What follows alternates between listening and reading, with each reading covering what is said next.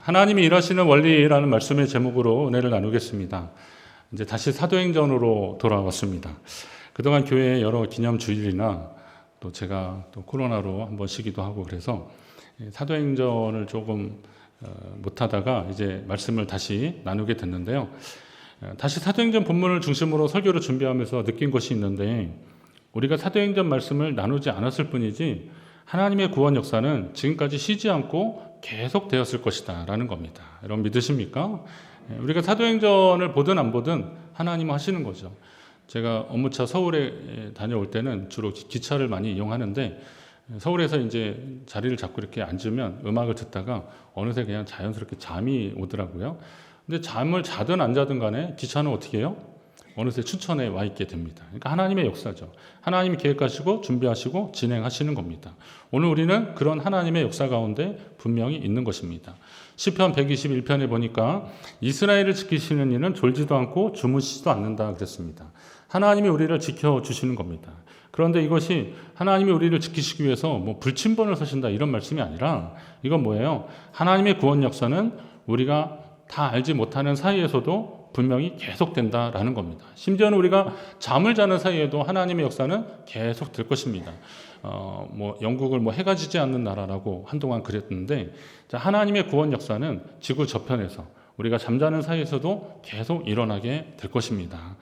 그러면 이제 중요한 것은 이처럼 하나님이 일하시는 시간에 우리가 얼마나 능동적으로 하나님이 일하시는 것을 깨닫고 거기에 참여하는지 또 쓰임 받는지에 따라서 하나님이 기쁨이 되는지 여부가 달려 있을 겁니다. 우리 교회도 하나님의 일에 함께 참여하는 교회 되기를 간절히 바랍니다. 오늘은 그 하나님이 일하시는 그 복음 전파의 현장인 사마리아 지역에서 일어났던 일들을 중심으로 말씀을 나누겠습니다. 하나님이 어떻게 일하시는지, 그리고 어떤 믿음과 영적인 원리들이 적용되는지 말씀을 통해서 한번 살피고, 그 역사가 오늘 우리 가운데 재현되기를 주의 이름으로 축원합니다. 우선 사마리아에 복음이 전해졌습니다. 예루살렘 교회 7집사 중 하나인 빌립이 사마리아에 복음을 전했습니다. 그게 빌립이 혼자 했다고 생각하는 분은 없을 겁니다. 하나님의 구원 계획에 의해서 성령이 빌립의 마음을 움직이신 겁니다. 그리고 사마리아로 가게 하셨고 거기에서 복음을 전하게 하신 겁니다. 여기서 복음을 전하다가 하나님이 또 빌립을 성령을 감동시켜서 가사 지역으로 또 내려가게 하시고 그러거든요. 이게 하나님의 강권적인 역사죠. 자, 빌립이 전한 복음은 무엇이겠습니까? 예수 믿으면 건강하게 잘 산다. 이것을 전한 게 아니에요. 빌립은 바로 예수 그리스도를 통해서 얻는 구원의 도를 전한 겁니다. 이스라엘은 지역이 그렇게 넓지 않습니다. 사마리아도 예루살렘에서 그렇게 멀지 않습니다. 직선거리는 한 74km 정도 되고, 지금 이렇게 구글로 이렇게 따라가서 보니까 차로 가면 한 2시간 남짓한 그런 거리입니다. 가깝습니다. 예루살렘에서 일어난 일들을 이런저런 통로를 통해서 사마리아 성의 사람들은 많이 들었을 겁니다. 나사렛 출신 예수라는 사람이 유월절 앞두고 십자가에 달려 죽었는데 3일 만에 부활했다는 겁니다. 그리고 50일 이후에 그의 추종자들이 성령이라는 것을 받아서 그렇게 복음이 전해졌다는 거죠. 유대인들의 반대에도 불구하고 복음이 막 전해져서 주를 믿는 사람들이 몇천 명씩 많아졌다는 소식을 사마리아 성읍의 사람들도 분명히 들었을 겁니다. 그렇게 전하는 과정에서 교회 지도자인 스데반이라는 사람이 박해로 돌에 맞아 죽었다라는 순교의 소식도 아마 다 들었을 겁니다.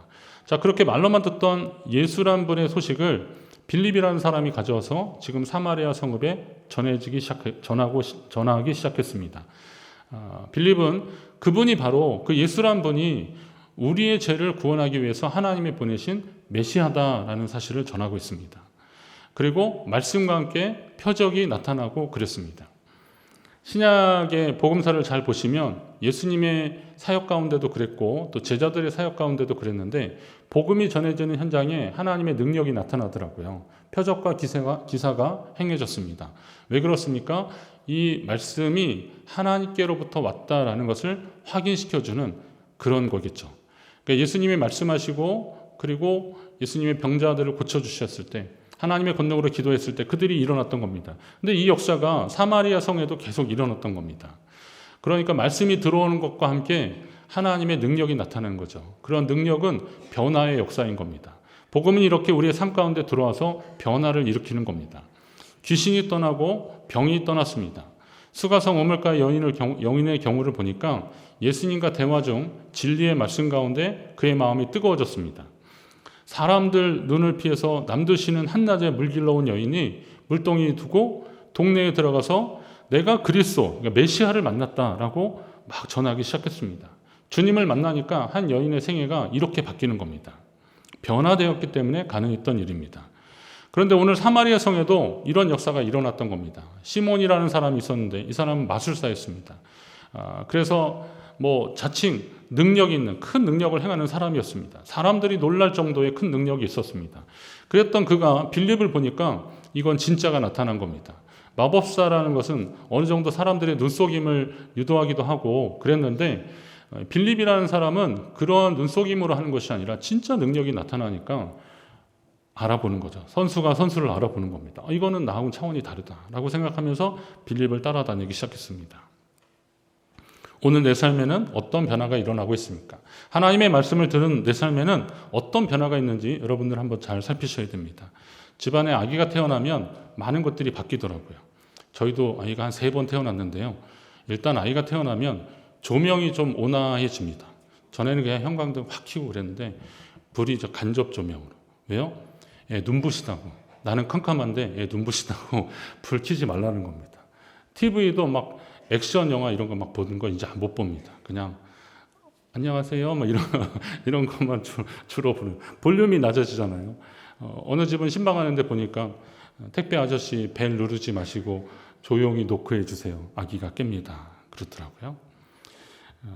어느 집은 그 권사님 댁인데 원래 개를 안 키우던 분인데 개가 막 이렇게 저를 반기더라고요. 그래서 이게 어떻게 된 거예요? 그때 우리 딸이 애를 낳는데 개가 있으면 안 돼가지고 졸지에 그냥 개밥 주고 계시더라고요. 권사님이 그러시더라고요. 다 바뀌어요. 애기 하나 나니까. 여러분 가정에 애기 하나 낳아도 이렇게 생활 패턴이 바뀌는데 우리 인생의 주인을 만났는데 내 삶의 변화가 안 일어났다 그러면 그거 이상한 겁니다. 주님의 능력이 없던지 아니면 내가 덜 만나던지 어떤 거겠어요? 주님이 능력이 없으시겠습니까? 우리가 온전히 주님을 만나지 못했다라고 보시면 됩니다. 우리 믿음을 다시 한번 확인하셔야 됩니다. 그리고 내 안에 그 주님으로 인해서 변화가 일어나야 되는 겁니다. 구원은 하나님의 말씀을 의지하고 믿음으로 얻는 것이기 때문에 내가 그 진리를 믿으면 하나님의 은혜로 얻는 일입니다. 구원은 받는 일입니다. 하지만 구원받은 이후 성도의 삶은 분명히 변화되어야 됩니다. 구원은 순간적인 은혜라고 할 수 있겠지만 성도로서의 변화는 날마다 주님과 함께 할 때 이게 가능한 일입니다. 여러분 주님과 함께 하시길 바랍니다. 주의 말씀으로 가까워지시고 기도하며 주님의 뜻을 확인하시고 그러면서 주님과 더 가까워질 때 우리 안에 이 변화가 일어날 줄로 믿으시기 바랍니다. 아직도 내 삶에 주의 평안의 은혜를 경험하지 못하고 세상의 방식들이 내 삶을 지배하고 있다면 다시 주님 앞에 우리의 구원을 확인하고 그리고 주님 앞에 믿음으로 나가셔야 하는 겁니다. 자, 사도 바울은 에베소 성도들에게 그런 권면을 하더라고요. 오직 사랑 안에서 참된 것을 하여 범사에 그에게까지 잘할지라 그랬습니다. 한번 따라합니다. 범사에 그에게까지 잘할지라. 그는 누구겠어요? 여기 나오잖아요. 곧 그리스도라. 범사에 그리스도에까지 자라라는 겁니다. 예수 그리스도를 믿음으로 거듭난 사람들은 주님 안에서 계속 자라나야 되는 겁니다.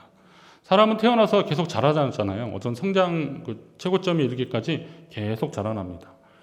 저도 초등학교 때까지는 키가 그렇게 크지 않았는데 중학교 때 1년에 10cm씩 자라더라고요. 그래서 고등학교 2학년 때쯤 되니까 멈췄는데 그게 이제 제 키입니다. 그리고 이제 더는 자라지 않고 옆으로 자라더라고요. 그렇게 되는데 아무튼 계속 자라나게 되는 거잖아요. 자라나는 겁니다. 그런데 제가 몸만 이렇게 자라나면 되겠습니까? 어른들 말대로 철이 들어야 되는 거잖아요. 근데 신앙도 마찬가지예요.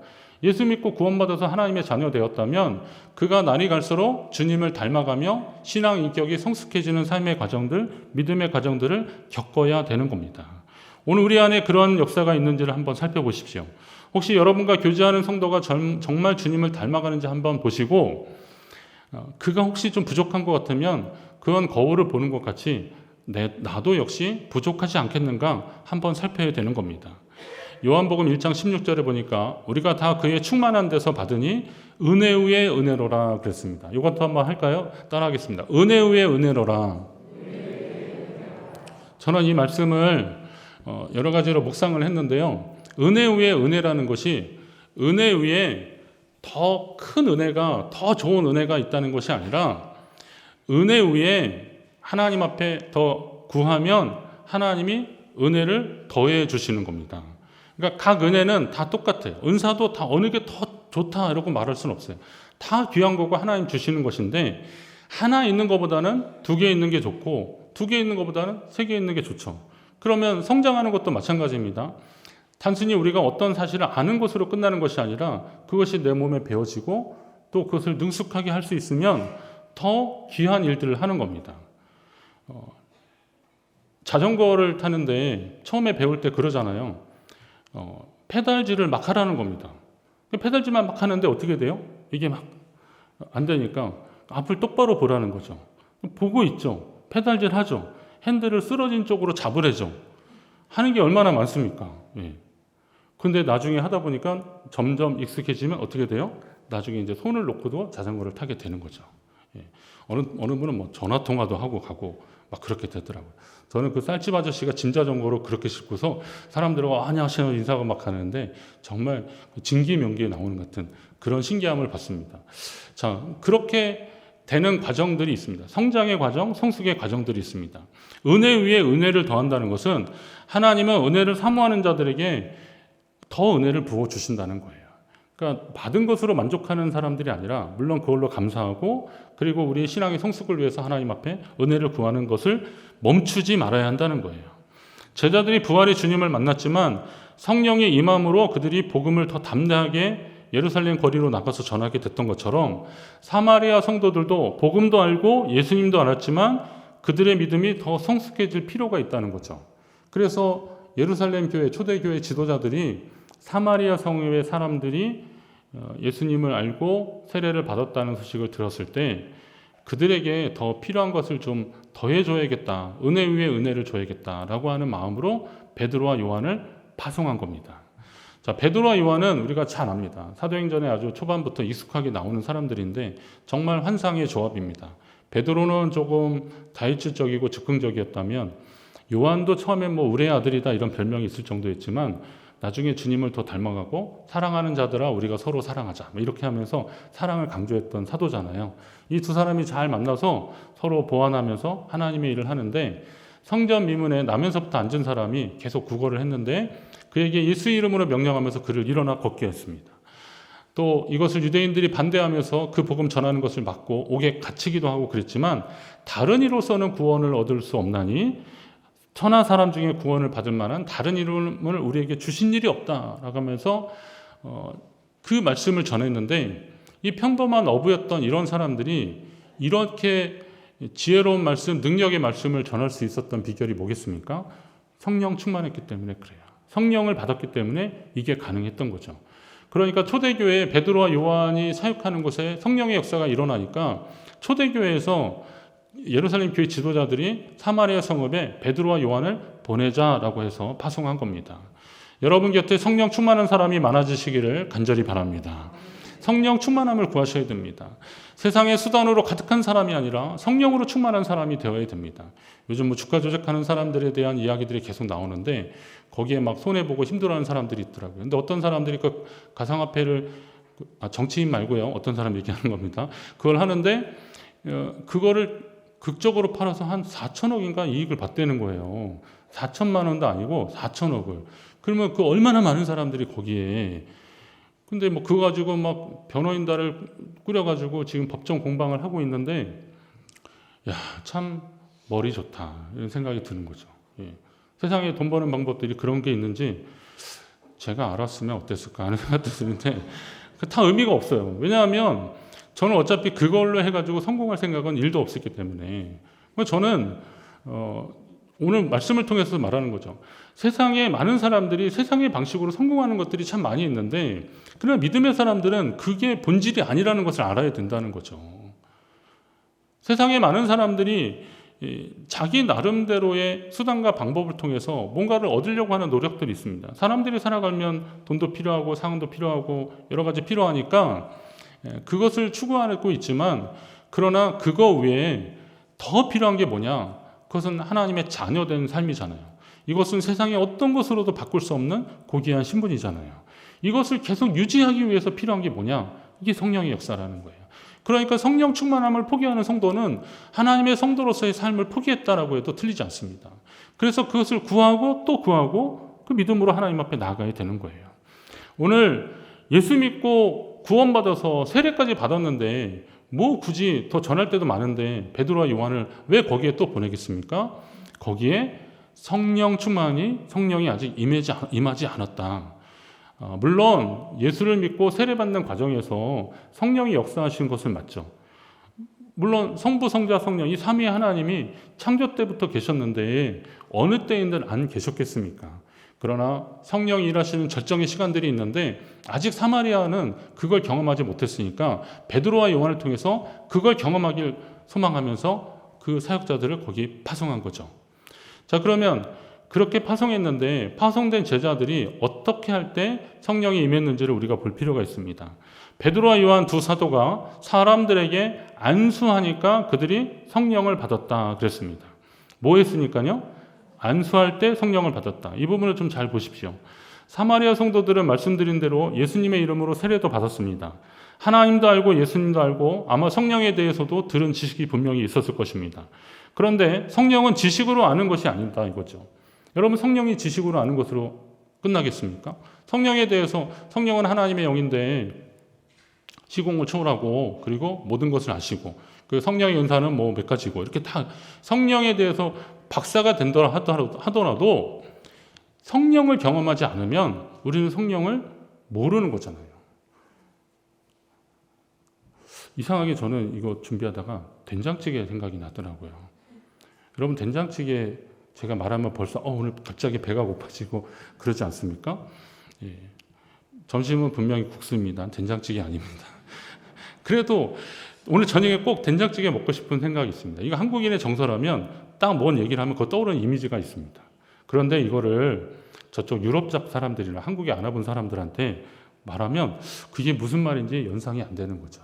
그걸 어떻게 만들고, 강원도 오니까 또 된장찌개 만드는 특별한 또 장도 또 있더라고요.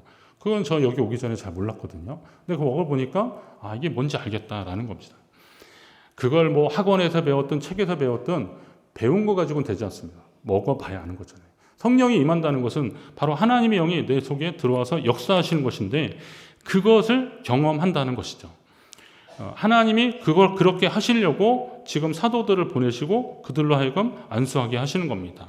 성령이 언제 임하시냐? 성령의 임재 역시 그분의 계획과 뜻 가운데 역사하시겠지만 오늘 말씀을 통해서 보니까 사도들이 안수할 때 성령이 임했습니다.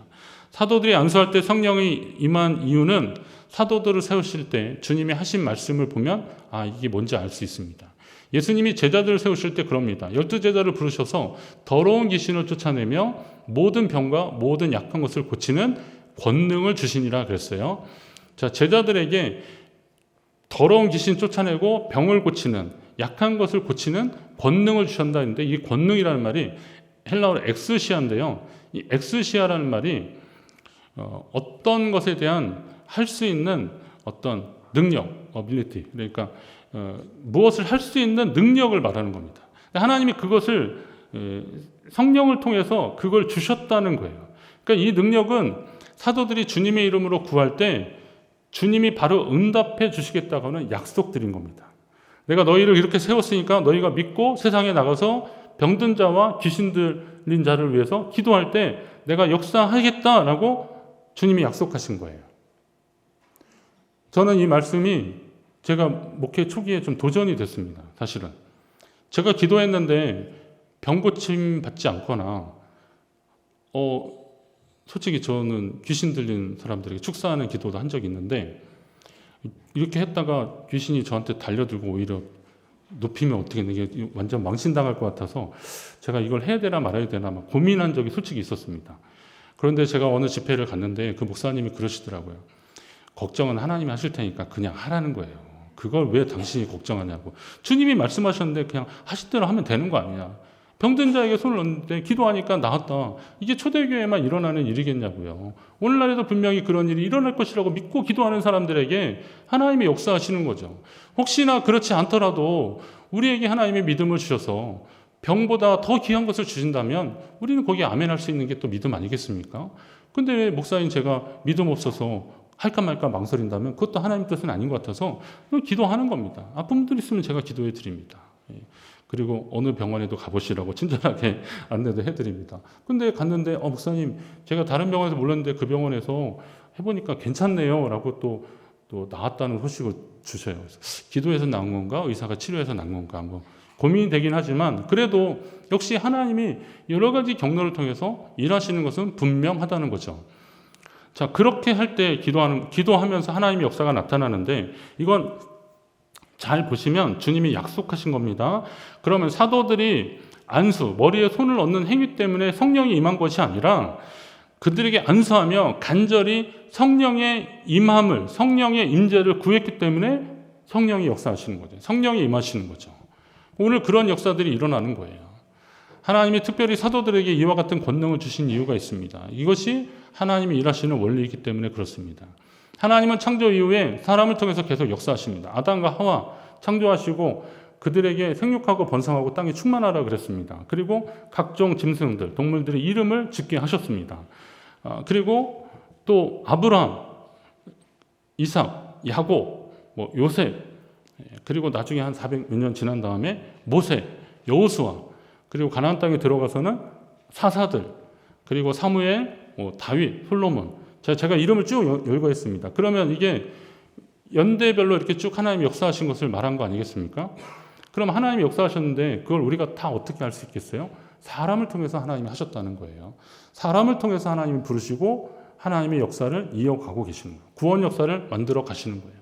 그래서 예수님 전에 세례 요한이 등장했고 그리고 예수님 이후에 제자들을 남겨주셨고 초대교회 지도자를 통해서 지금까지 계속 이어가는 거죠. 하나님이 이렇게 일꾼을 부르시고 일꾼을 세우셔서 그 일들을 계속 하시는 가운데 여기에 이 사도들도 있는 거고 저도 있는 거고 여러분도 있는 거라는 거죠. 이게 하나님이 일하시는 원리라는 겁니다.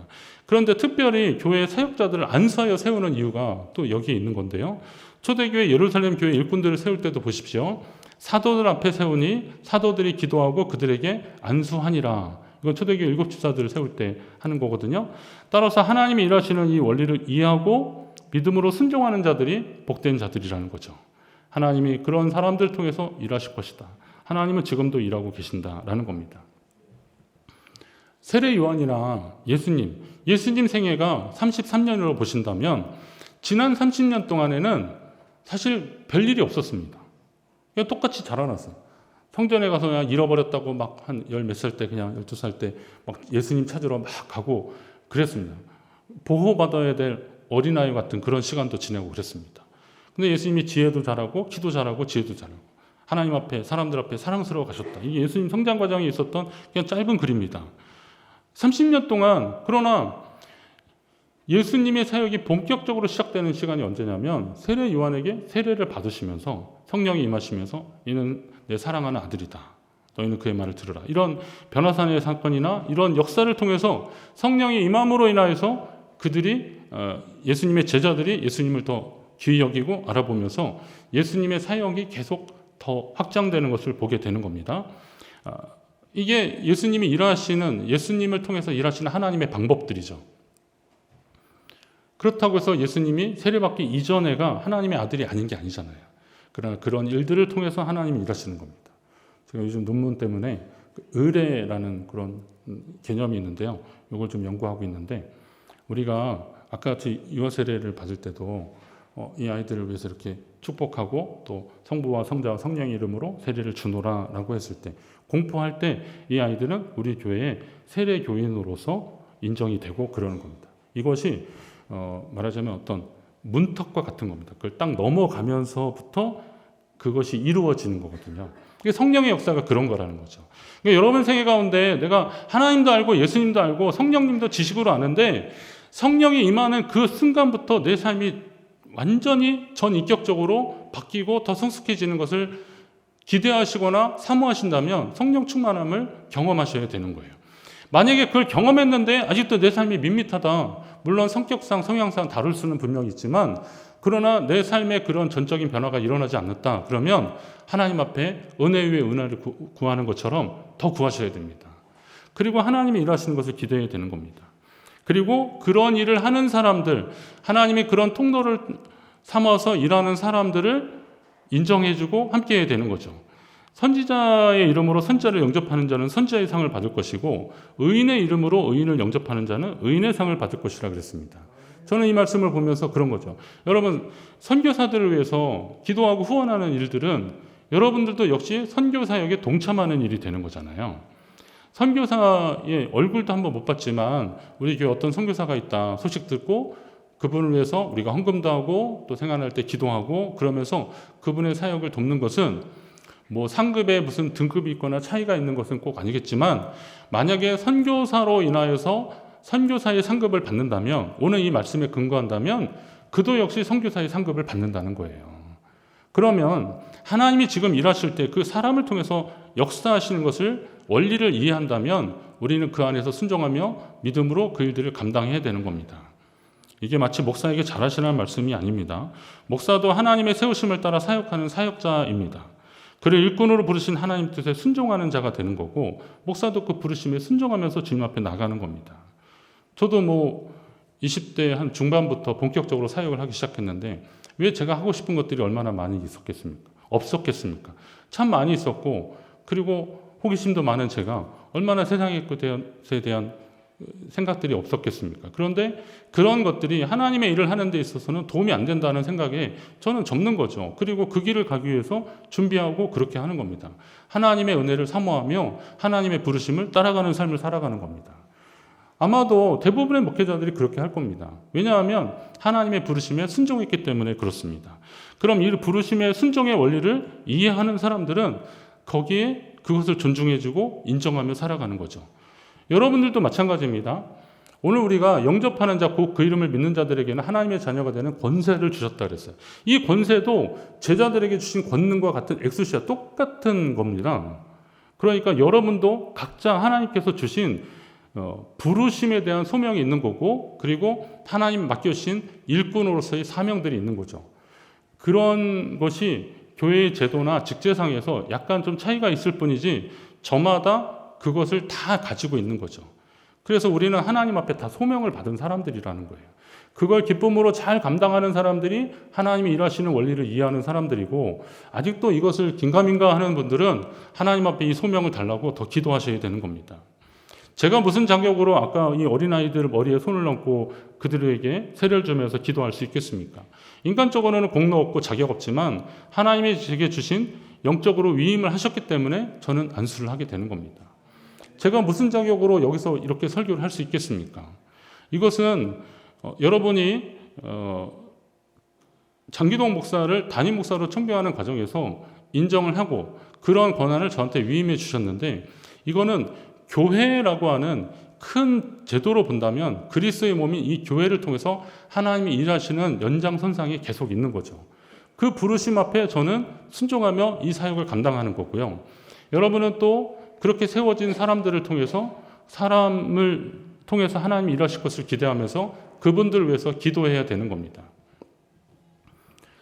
집안에 소중한 것이 있는데 이 소중한 것들을 잘 의미를 부여하고 소중히 여기면 더 귀해지는 거예요. 이 여러분에게 하나님이 주신 소명이나 사명들 이것을 소중히 여기고 이것을 잘 감당하려고 애쓰면 하나님이 그 일들을 통해서 더 귀한 일들을 감당하게 되는 겁니다. 물길이라는 것도 그렇습니다. 물이 이렇게 가득 차고 있는데요. 이것이 계속 부으면 이 표면 장력에 의해서 계속 물어집니다. 계속 물이 쌓여갑니다. 이렇게 수평으로 보면 넘어갔는데도 쌓여 있습니다. 그런데 이 물을 확 흐르게 하는 방법이 있습니다. 거기다가 그냥 뭐 진짜 휴지 같은 거 하나 이렇게 딱 대면은요, 이게 그 길 따라 확 흘러가게 되어 있습니다. 통로가 되는 겁니다. 그러니까 하나님이 일하시는 원리인 거죠. 그런 통로가 되는 사람들을 지금도 하나님이 찾고 계신다는 거예요. 그런 교회를 지금도 하나님이 찾고 계시는 거예요. 그러면 우리 교회가 그런 교회 되길 위해서 기도하시기 바랍니다. 부족하지만 저도 그렇게 쓰임받기를 위해서 기도해 주시고 우리 목사님들, 우리 사역자들도 다 마찬가지입니다. 처음부터 뭐 하늘에서 뚝 떨어진 사역자가 어디 있겠습니까? 저는 지금도 부족하고 창피하고 막 그렇지만 옛날 생각해보면 여러분들은 지금 많이 나은 목사를 보시는 겁니다. 옛날에 제가 전사 때나 목사 초년병 때 보면은 아유 참 성도님들께 고맙다. 가끔 저한테 이렇게 오늘 같은 날이면 이렇게 전화 주시는 장로님 계시거든요. 한 80이 넘은 장로님들도 저한테 목사님 뭐 건강하시냐고 이렇게 전화 주시는데 제가 그 장로님 전화 받을 때마다 울컥울컥해요. 예. 그 장로님이 참 이렇게 기회 주시고 또 어쩔 때는 막 목사님 그냥 이해하세요 막 그러면서 해주시는데 제가 그런 사랑을 참 받았더라고요. 감사하더라고요. 지금도 마찬가지입니다. 우리 교회에서도 지난번 그 일본 선교회 총회하고서 이렇게 식사 나누다가 목사님들하고 말씀 나누는데 제가 이제 50대 중반이잖아요. 근데 젊은 목사님이 외모는 저랑 비슷해서 이제 몇 살이냐 이제 꼰대처럼 물어봤어요. 그랬더니 저보다 한 6살 아래더라고요. 그래서 그래. 그래서 이제 제가 그 나이를 물어보니라고 이제 그래. 그런데 그 어느 선배 목사님이 저한테 그러시더라고요. 장 목사는 몇이야? 그래서 제가 몇 살입니다. 그랬더니 그 목사님 그러시다. 좋을 때다 그러시더라고요. 좋을 때다. 저는 이 친구 보고 좋을 때다 그랬는데 그 목사님 저한테 또 좋을 때다 그러시더라고요. 얼마나 부족합니까? 그런데 하나님이 세우신 원리들이 있습니다. 저는 저희 교회 우리 이봉희 목사님 지난번에 담임 목사로 나가면서 그런 마음이 들더라고요. 하나님께서 한 사람을 키우고 그리고 사역자를 키우는 과정 속에서 하나님이 정말 인도하고 계시는구나. 좋은 사람들 만나는 것도 참 복이다라는 마음이 들고요. 그런데 분명한 것은 그겁니다. 좋은 사람은 하늘에서 뚝 떨어지지 않습니다. 좋은 사람은 좋은 사람이 만들어가는 겁니다. 성령의 사람은 성령의 사람이 만드는 겁니다. 예전에 저쪽에서 목회할 때 목사님들하고 같이 모여서 기도하기 시작했거든요. 기도하기 시작했는데 어떤 분이 그러더라고요. 설교 준비하고 독서 모임하고 기도하고 그러니까 어떤 분은 그럼 맨날 하는 걸 뭐 모여서 그냥 밥이나 먹고 차나 마시지 뭐 이런 것까지 여기서까지 하냐고 그러더라고요. 그분은 거기에 같이 안 하셨어요. 근데 우리 거기 모인 목사님들이 계속 그런 일을 하니까 나중에 어떤 일이 일어나냐면 같이 기도 제목을 나눴는데 응답받은 거 빨리 가서 얘기해야 되는데 왜 이렇게 시간이 안 가지? 막 이런 마음이 드는 거죠. 목사님들이 새벽기도 끝나고 모이거나 아니면 뭐 수요 예배 끝나고 저녁에 모이기도 하고 막 그러면서 계속 그 일을 했는데 그때 함께했던 목사님들이 지금 곳곳에 흩어져서 다 사역을 하는데 좋은 소식들이 막 들려와요. 그러니까 금목차업, 뭐 유유상종 이게 뭐 좋은 의미로 말하는 것은 아니지만 그러나 같은 마음을 가지고 같은 것을 사모하면서 하나님 앞에 힘쓰는 사람들에게 하나님은 분명히 이 시대에도 역사하신다는 겁니다. 성령 충만함을 위해서 기도하십시오. 우리 교회가 성령 충만함을 위해서 기도하시고 성령 충만함은 말로 되는 것이 아니라 기도하는 가운데 이루어지는 겁니다. 교회의 직분자들 기도하십시오. 기도하십시오. 하나님 앞에 기도하는 시간들을 다른 시간보다 우선순위에서 뒤로 밀리게 하려고 하지 마십시오. 심야기도 시간 내서 기도하십시오. 보통 때 새벽기도 못 하시는 분들은 심야기도라서 와서 기도하시고 그리고 공예배에 잘 참석하시려고 노력하십시오. 여러분들이 그런 준비된 마음으로 예배하고 말씀 나누고 그러면 사역자들이 그 성령의 역사를 보게 되고 느끼게 되면 더 깊은 말씀을 나눌 수 있고 하나님이 일하시는 것을 함께 보게 되는 겁니다. 저는 우리 교회 안에 이런 선순환이 계속되기를 주의 이름으로 축원합니다. 여러분들이 그런 삶을 위해서 하나님이 여러분을 부르셨습니다. 오늘 우리가 예수 그리스도를 영접한 사람은 누구나 하나님의 자녀의 권세를 주셨습니다. 다만 하나님이 일하시는 원리에 따라서 각자의 자리에서 하나님의 일을 하면 되는 겁니다. 주님 앞에서는 모두가 특별한 존재들입니다. 목사라고 해서 더 귀한 것은 없습니다. 각자의 부르심을 따라 믿음으로 순종하며 주님의 일을 할 때 주님은 성령을 부어주시고 사람의 한계를 넘어서 더 귀한 일을 우리를 통해서 해 주실 것입니다. 우리 교회가 이 하나님의 더 큰 은혜를 사모하며 성령 충만한 성도들이 많아지고 하나님의 역사가 계속 일어나는 복된 교회 되기를 주의 이름으로 축원합니다.